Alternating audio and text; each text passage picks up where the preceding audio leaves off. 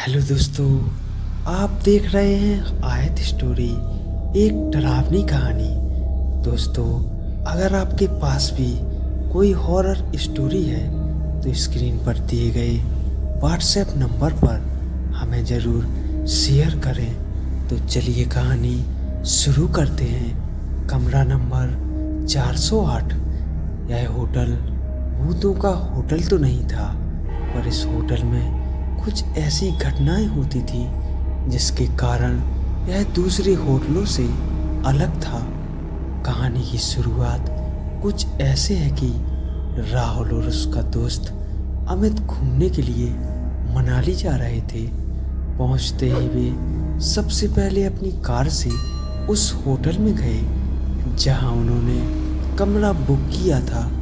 वहां थोड़ा आराम करने के बाद वो दोनों घूमने निकल गए। रात होने के बाद जब वो वापस अपने होटल जा रहे थे, तभी खराब मौसम के कारण उस होटल जाने का रास्ता बंद हो गया था।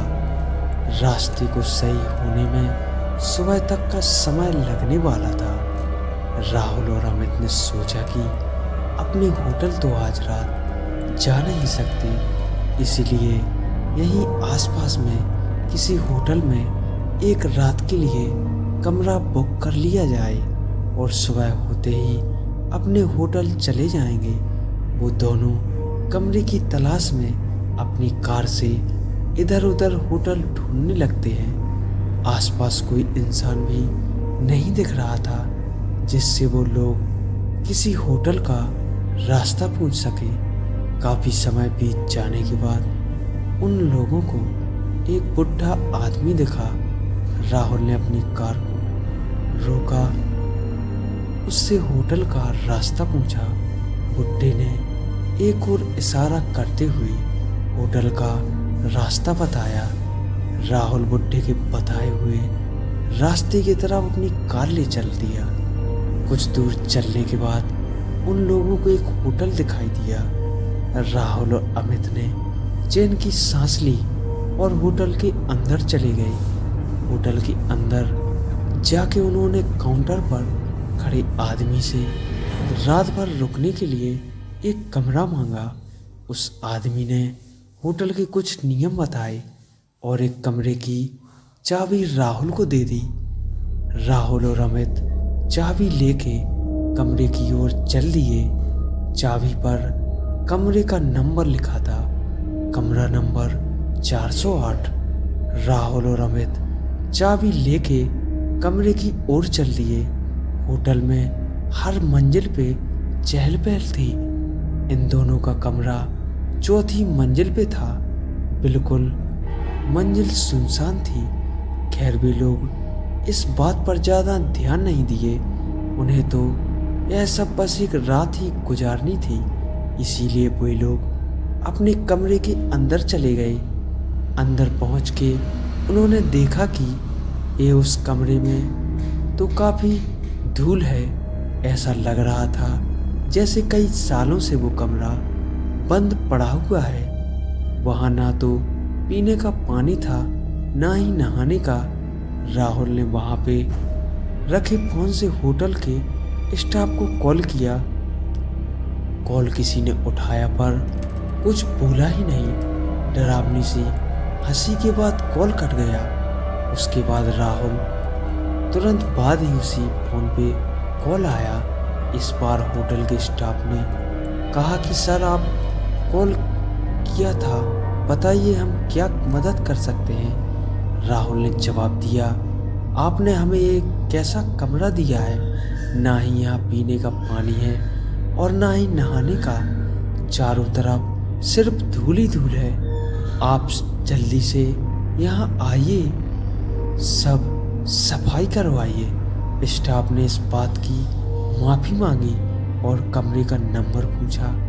राहुल ने जवाब दिया, कमरा नंबर 408। इतना सुनते ही स्टाफ डर गया और डरते हुए राहुल से पूछा, सर आप उस कमरे में क्या कर रहे हैं। राहुल ने चिल्लाते हुए कहा, ये क्या मजाक चल रहा है, आप लोगों ने ही तो मुझे इस कमरे की चाबी दी थी।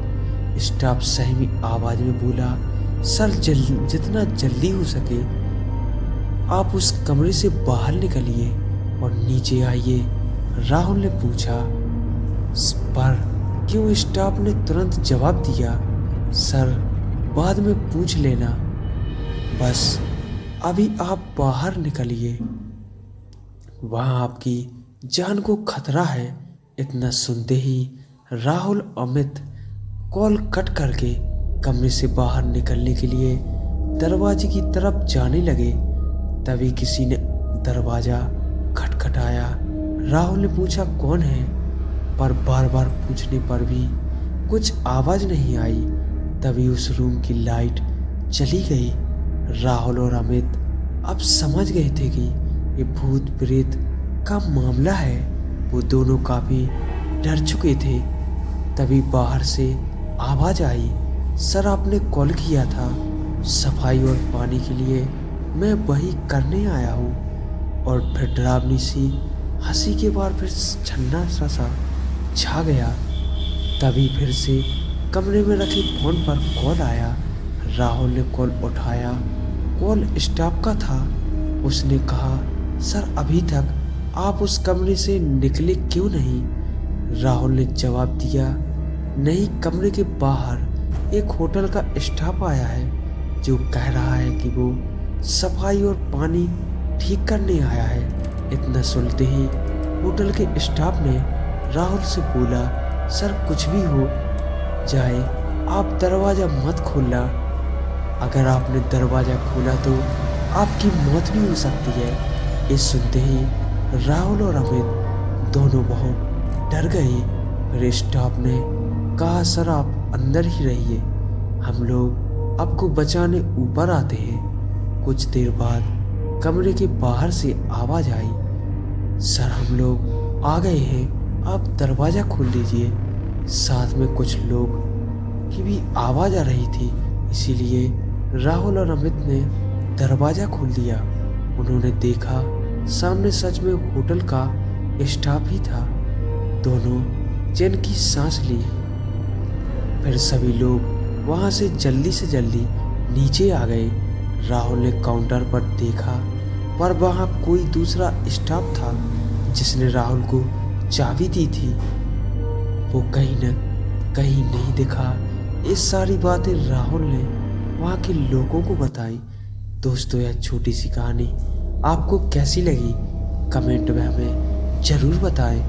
वीडियो को लाइक और चैनल को सब्सक्राइब ज़रूर करें। धन्यवाद।